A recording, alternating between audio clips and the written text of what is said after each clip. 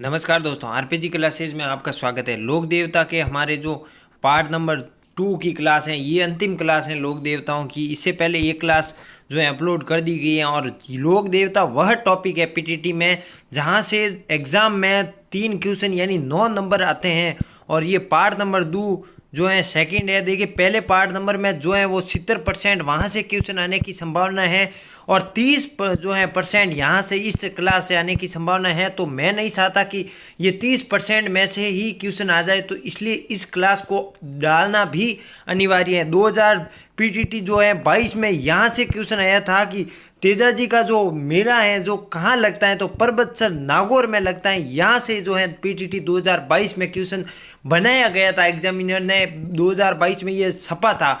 तो क्यों ना ये क्लास भी महत्वपूर्ण ही नहीं आपके लिए अति महत्वपूर्ण है। चलिए, लोक देवता तेजा जी की बात करें तो इनका जन्म जो है खड़नाल नागौर में हुआ। इनके पिता का नाम ताहार जी व माता का नाम रामकौरी और इनकी जो पत्नी है वो पेमल दे। जो घोड़ी है तेजा जी की वो है लीलर या सिणगारी। यहाँ से गीत भी बने हुए हैं सिणगारी नाम से जो है घोड़ी उपनाम। देखिए, काला बाला का देवता है वो तेजा जी को कहा जाता है। धौलिया वीर या कृषि कार्यों का उपकारक कहते हैं कि किसान जो है अपने हल जोतने से पहले तेजा जी की आराधना करते हैं, उनकी भक्ति करते हैं। चलिए, तेजा जी का प्रमुख मंदिर या मेला परबतसर नागौर। जी हाँ दोस्तों, पीटीटी 2022 में ये क्वेश्चन यहाँ से आया था कि तेजा जी का जो है प्रसिद्ध मेला कहाँ लगता है, तो परबतसर नागौर में लगता है। वापस भी क्वेश्चन आने की संभावना रिपीट होने की रहती हैं, तो इस क्वेश्चन को इम्पोर्टेंट ही नहीं महत्वपूर्ण कर लीजिएगा, कंठस्थ कर लीजिएगा। जो बच्चे देखिए अभी नए आए हैं तो जल्दी चाहिए, अभी समय आपके पास है, लेकिन इतना नहीं कि सिलेक्शन से दूर भाग जाओ। ये लगातार हमारी या 17वीं या 18वीं क्लास होगी, लगातार वन सीरियल वाइज देखिए 4-5 घंटों की बात है। कम से कम एक क्लास एवरेज 10 मिनट की होती है और उस 10 मिनट में आपके सपने वाले क्वेश्चन बताए गए हैं सटीक। अगर आपको पीटीटी 2023 में अच्छा स्कोर करना है तो 1 से लगा के अभी तक जो है क्लास पूरी देखिएगा। आपका सिलेक्शन, आपकी सीट रैंक के साथ आएगी, ये मैं दावा करता हूँ। चलिए, जो है इनका मेला भाद्रपद, तेजा जी का मेला भाद्रपद शुक्ल 10वीं को पड़ता है। और लासा गुजरी की गायों को डाकुओं से जो है तेजा जी ने छुड़ाया था। कहते हैं कि देखिए इनकी जो हर देवता के पीछे जो कॉन्सेप्ट है मैं वो आपको समझाता हूँ। ये बात ध्यान से सुनिए क्योंकि ये कॉन्सेप्ट एग्जाम हॉल तक चलेगा, तभी आपको ऑप्शन देखकर वहाँ पर टिक कर पाओगे। कहानी देखिए ये है कि तथ्य ये मिलते हैं कि तेजा जी जो है वो हल जोतने में सुबह जाते हैं और शाम तक जो है तेजा जी हल जोतते कार्य करते हैं।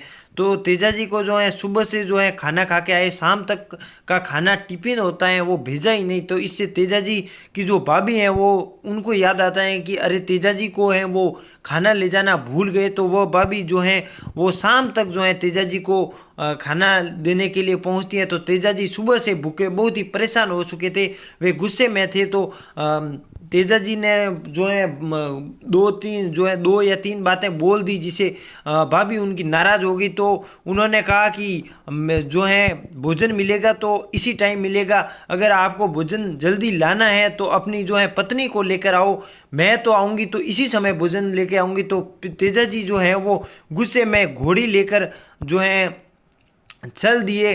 घोड़ी लेकर जो है रवाना हो गए कि नहीं लौटूंगा तो अपनी पत्नी सहित ही वापस आऊँगा वरना वापस नहीं आऊँगा।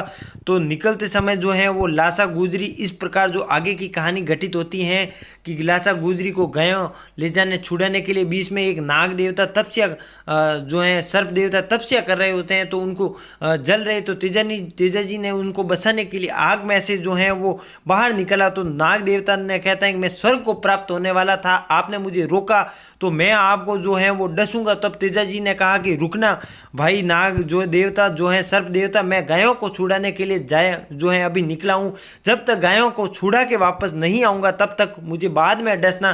तो वादा करके तेजा जी लासा गुजरी को जो है गायों को छुड़ा कर वापस भी देकर आते हैं। और तेजा जी जो है वापस घोड़ी पर आकर नाग को कहते हैं कि ले भाई मैंने वचन दिया था तुझसे, अब जो है तू डस ले। तो नाग जो है नाग देवता या सर्प देवता ने कहा है कि अब तुझे तेजा कहाँ डसूं।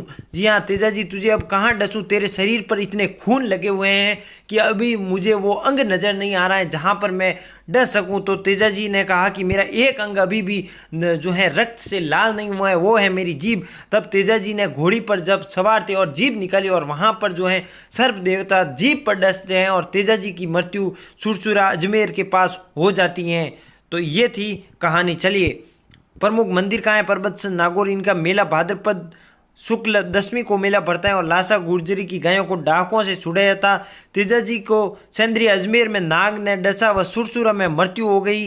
प्रतीक सिंह जो है तेजा जी की तलवार धारी अश्वारोही, इनके भोपे घोड़ला कहलाते हैं और इनके प्रमुख मंदिर परबतसर, भावता अजमेर और सुरसुरा अजमेर। देखिए तेजा जी से प्रमुख क्वेश्चन आने की संभावना यहाँ से रहती है। देखिए पहला क्वेश्चन, इनका जन्म खड़नाल नागौर में, उसके बाद इनकी पत्नी पैमल दे और घोड़ी लीलन। उपनाम याद रखने हैं हर लोक देवता के, ये मैंने बता चुका हूँ। प्रमुख मंदिर आपको याद रखने हैं और प्रमुख मंदिर हैं वहाँ ही मेले बढ़ते हैं, इस बात को भी आप गौर रखिएगा, ध्यान रखिएगा। किसकी गया सूरन ने डाकों से जो है वापस जो है लेकर आए। लासा गुर्जरी के तेजा जी की मृत्यु कांट डसा नाग सेंद्रिया और मृत्यु सुरसुरा में हुई। और प्रमुख जो है मंदिर याद रखना परबतसर वाला, नागौर वाला। अब देखिए तेजा जी के भोपे सर्पदंश से पीड़ित व्यक्ति का इलाज करते हैं और इनकी मृत्यु की सूचना इनकी घोड़ी ने दी। जब तेजा जी की सर्प जो है डसा था तब मृत्यु है वो इनकी सूचना घोड़ी लेकर आई थी कि वहाँ तेजा जी को नाग ने डस लिया है। चलिए देवनारायण जी की बात करें हम, तो देवनारायण जी इनका जन्म आसींद भीलवाड़ा। जी हाँ, मोस्ट इंपॉर्टेंट, पहले जन्म देवनारायण जी का जन्म कहाँ हुआ था? आसींद भीलवाड़ा में हुआ। इनके पिता का नाम बगड़ावत सवई भोज तथा माता का नाम शेटू खटियाणी व पत्नी का नाम है पीपल दे। इनके घोड़ा का नाम लीलागर। मोस्ट इंपॉर्टेंट, यहाँ से 2 क्वेश्चन अभी मैंने बताए हैं कि जन्म आसींद भीलवाड़ा में, इनके घोड़े का नाम है लीलागर। ये गुर्जर जाति के आराध्य देव। देवनारायण जी किसके आराध्य देव हैं? गुर्जर जाति के। इनके प्रमुख मंदिर भी देखे, जहाँ जन्म होता है वहीं लगभग 90% वहीं मेला बढ़ता है या उनका प्रमुख मंदिर है आसींद भीलवाड़ा में। चलिए देवनारायण जी का जो है मेला भाद्रपद शुक्ल सप्तमी को मेला पड़ता है। देवनारायण जी को उपनाम विष्णु का अवतार जो है किस लोक देवता को माना जाता है? देवनारायण जी को आयुर्वेद का ज्ञाता भी देवनारायण जी को माना जाता है। इन्होंने औषधि के रूप में नीम के महत्व, जी हाँ, नीम के लाभ बताए थे जो आम लोगों में प्रचार नीम का किया था। इनके बचपन का नाम उदय सिंह था। शिप्रा नदी के तट पर देवनारायण जी को ज्ञान प्राप्त हुआ था। और जो सबसे लंबी व सबसे छोटी फड़, मोस्ट इंपॉर्टेंट, सबसे लंबी और सबसे छोटी फड़ है किस लोक देवता की हैं? देवनारायण जी की हैं। फड़ का वासन गुर्जर भोपों द्वारा जंत्रवादी यंत्र के साथ किया जाता है। और राणा सांगा देवनारायण जी के जो है, देवनारायण जी राणा सांगा के इष्ट देव थे। अब देवनारायण जी के प्रमुख मंदिर की बात करें तो देवमाली ब्यावर में है। ब्यावर कहाँ है? अजमेर में। और देवधाम टोंक में और देव डूंगरी चित्तौड़ में। अब देखिए देवनारायण जी लोक देवता में आपको मोस्ट इम्पोर्टेंट जरूरी क्या रखना है याद? इनका जन्म, इनकी जो है घोड़े का नाम, ये गुर्जर जाति के आराध्य देव, और इनका जो है प्रमुख मंदिर या मेला जहाँ लगता है आसींद भीलवाड़ा। और इनके उपनाम देवनारायण, विष्णु का अवतार और आयुर्वेद का ज्ञाता, नीम के महत्व बताया, शिप्रा नदी के तट पर ज्ञान प्राप्त हुआ। और सबसे छोटी व लंबी देवनारायण जी की फड़ है। फड़ का वासन गुर्जर भोपों द्वारा जंत्रवादी यंत्र, ये वाद्य यंत्र साथ में जरूर रखिएगा।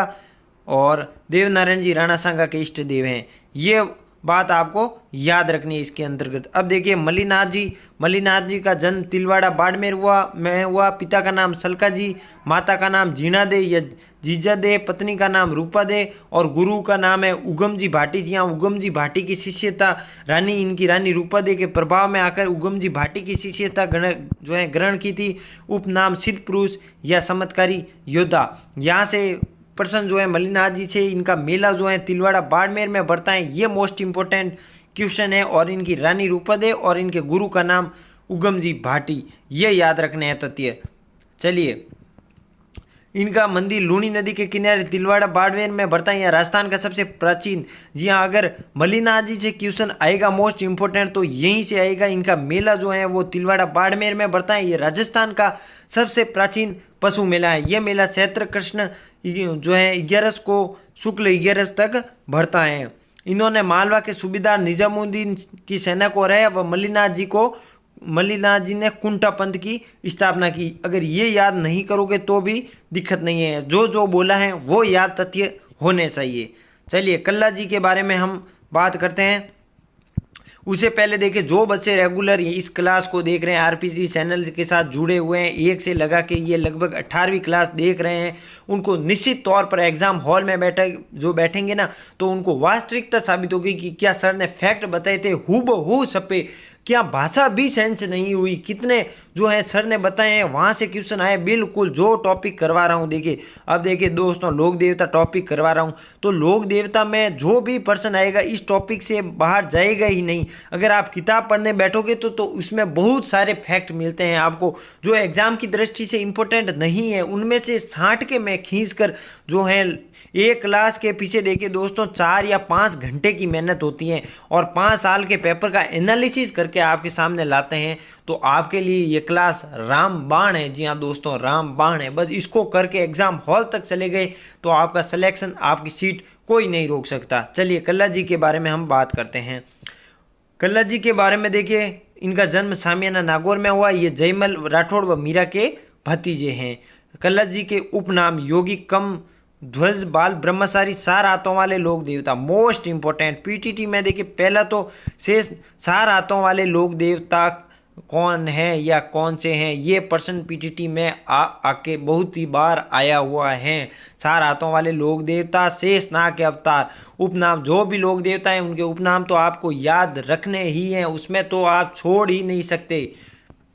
चलिए, चित्तौड़ के तीसरे साके मैंने बताया था 1567 में जो है अकबर आक्रमण, उस जो चित्तौड़ दुर्ग बताया था उसमें बताया था कि 1567 में अकबर जो है आक्रमण करता है। उस समय देखिए मुगलों से युद्ध किया, वह इनकी छतरी भैरव पोल पर है। कल्ला जी ने पीठों की रनेला कहा जाता है, जो सर्वाधिक बांसवाड़ा में है। ये आप याद नहीं करोगे तो कोई बात नहीं है, चल जाएगा आपके।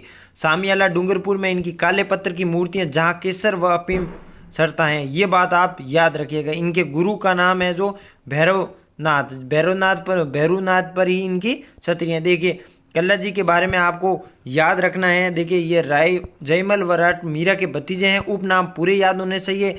तीसरे साके में इन्होंने जो है मुगलों से युद्ध किया था, और जो काले पत्थर की मूर्ति सामियाना डूंगरपुर में, जहाँ केसर व अफीम सड़ता है, ये आप याद रखिएगा। तल्लीनाथ जी, चलिए तल्लीनाथ जी के बारे में बात करते हैं। ये मंडोर के वीरमदेव के पुत्र थे। इनका वास्तविक नाम गांगदेव राठौड़ व इनके गुरु का नाम जालंधर नाथ था। जी हाँ, इनका प्रमुख मंदिर पंचमुखी पहाड़ी पांचोटा जालोर में स्थित है। जहरीले कीट काटने पर इनका उपचार किया जाता है। तल्लीनाथ जी लोक देवता में आपको ये याद रखना है कि ये कहाँ से संबंधित थे। ये जोधपुर मारवाड़ से संबंधित थे, और इनका जो प्रमुख मंदिर है जो है वो पांचोटा जालोर में है। बस इतने याद होना चाहिए। चलिए अंतिम स्लाइड, भूरिया बाबा। जी हाँ दोस्तों, भूरिया बाबा मीणा समाज के इष्ट देव। मोस्ट इंपॉर्टेंट, भूरिया बाबा से अगर क्वेश्चन आएगा तो पहला यही आएगा 100% कि मीणा समाज के इष्ट देव कौन है, भूरिया बाबा हैं। मंदिर जो है वो गौतमेश्वर महादेव मंदिर सिरोही में है स्थित है। मामा देव, जी हाँ सीधा देखिए, मैं हर लोक देवता से प्रश्न बताता हूँ कि पहले संभावनाएं किसकी होती हैं। भूरिया बाबा से क्वेश्चन आएगा तो मीणा समाज के इष्ट देव, और मामा देव से प्रश्न आएगा तो सीधा यहाँ एक ही आएगा कि बरसात के लोक देवता कौन है। जी हाँ दोस्तों, ये एग्जाम में बार बार आता है। पीटीटी 2023 के लिए मोस्ट इंपॉर्टेंट ब्रह्मास्त्र क्वेश्चन है कि बरसात के लोक देवता किसको कहा जाता है। मामा देव को यहाँ इनके यहाँ भैंसों की बलि दी जाती है दोस्तों। जी हाँ, मामा देव, इनकी मूर्ति पत्थर मिट्टी के नहीं है बल्कि लकड़ी का तोरण की है। तो आपको बस ये याद रखना चाहिए, मामा देव में ये बरसात के लोक देवता हैं, यहाँ भैंसों की बलि दी जाती है, भैंसे की। और भूरिया बाबा में मीणा समाज के इष्ट देव हैं। चलिए दोस्तों, ये हमारी स्लाइड पूरी होती है और लोक देवता का टॉपिक वो है हमारा संपन्न होता है। जो बच्चे रेगुलर देख रहे हैं, निश्चित ही पीटीटी 2023 में उनका जो सिलेक्शन है वो कोई नहीं रोक सकता। बस आपको करना ये है कि देखिए जीके, राजस्थान जीके लगभग हमारा महत्वपूर्ण टॉपिक ये चल रहे हैं, इनको कतई ही मत छोड़ना। अगर आपके पास नोट्स बनाने का समय नहीं है, मैं मानता हूं कि अब शेष दिन बहुत ही 1 महीना लगभग रहा है, अगर आपके पास नोट्स बनाने के समय, देखिए समय तो है लेकिन फिर भी आप उसका जो है दूसरे विषय में अधिक जोर देना चाहते हैं तो इस क्लास के जो है वो दोस्तों देखिए 2 या 3 बार देख लीजिए। नोट्स का समय नहीं है, 2 या